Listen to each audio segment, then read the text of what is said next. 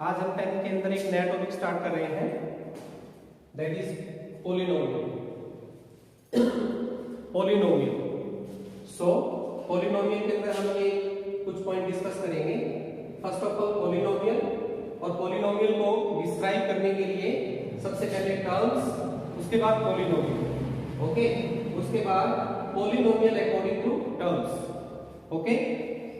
So first topic term. What is term? My dear students, term है क्या? तो इसकी पहले डेफिनेशन देखो, an algebraic expression having variable and constant. Term एक ऐसी अलजेब्रिक एक्सप्रेशन है जिसमें वेरिएबल और कांस्टेंट होता है, वेरिएबल और कांस्टेंट, इससे बनी हुई एक algebraic expression that is called term. For example 2x 7y, ये अलजेब्रिक एक्सप्रेशन है और ये टर्म कहलाता है, यानी एक सिंगल टर्म है, ये भी एक सिंगल टर्म है, ये भी एक सिंगल टर्म है। तो जैसे यू कैन सी 2x, तो इसके अंदर जो 2 है ये कहलाता है कांस्टेंट, दैट इज कांस्टेंट, और इसके अंदर ये जो x है दैट इज कॉल्ड वेरिएबल।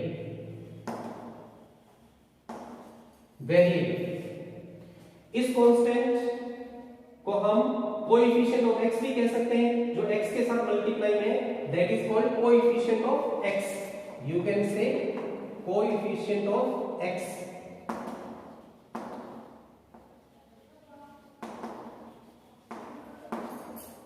और ये वेरिएबल।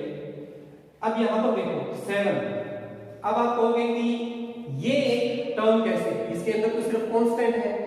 तो डियर स्टूडेंट्स यहां देखो 7, तो इस 7 को हम we can write 7 like this, 7x raise to the power 0।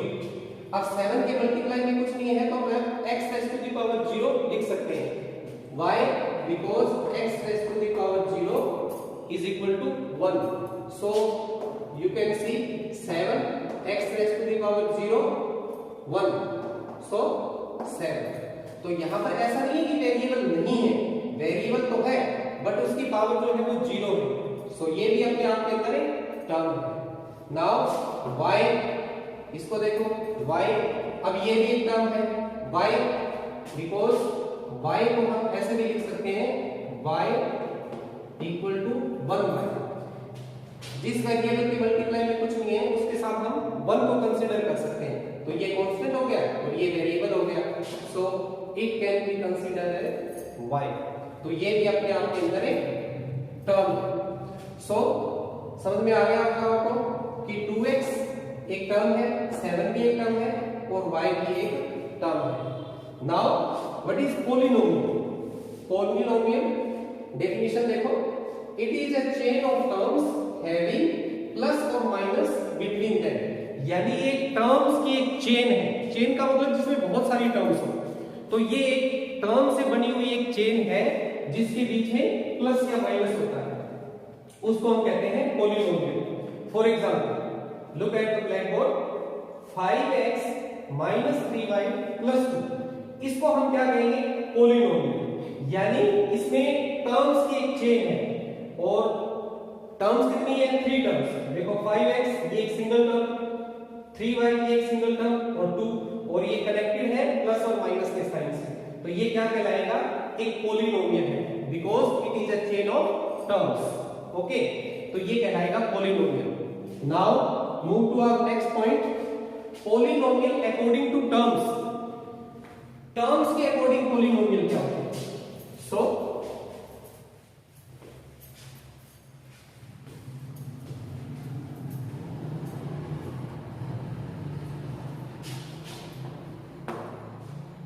polynomial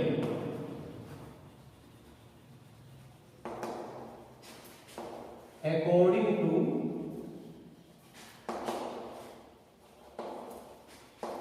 terms,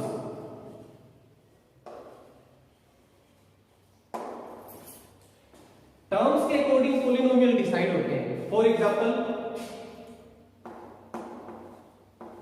2x 2x plus 3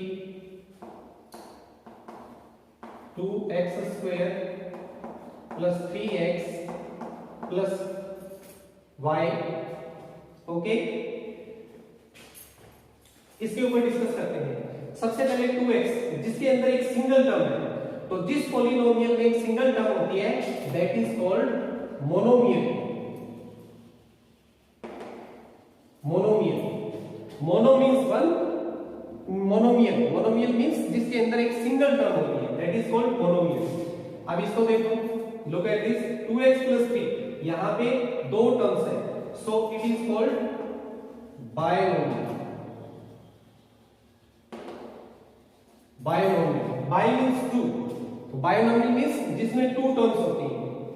and look at this 2x square plus 3x plus y, here three terms 2x square 3x and y, so it is called trinomial।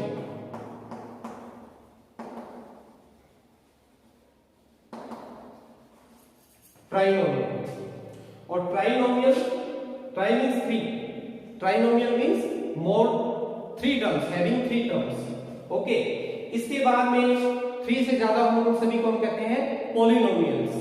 Okay, यहां पर student एक बात आपको specially जो है वो remind करवाता हूं कि ये जो पॉलिनोमियल्स होते हैं ये एक प्रॉपर मैनर के अंदर लिखे जाते हैं, यानी कि जो उनकी डिग्री होती है, जो हाईएस्ट डिग्री होती है वो सबसे पहले लिखी जाती है। अब डिग्री क्या होती है ये हम करेंगे नेक्स्ट जो हमारी टर्म आएगी उसके अंदर हम करेंगे कि डिग्री ऑफ पॉलिनोमियल क्या होते हैं और डिग्री के अकॉर्डिंग पॉलिनोमियल जो है वो कैसे डिसाइड होते हैं।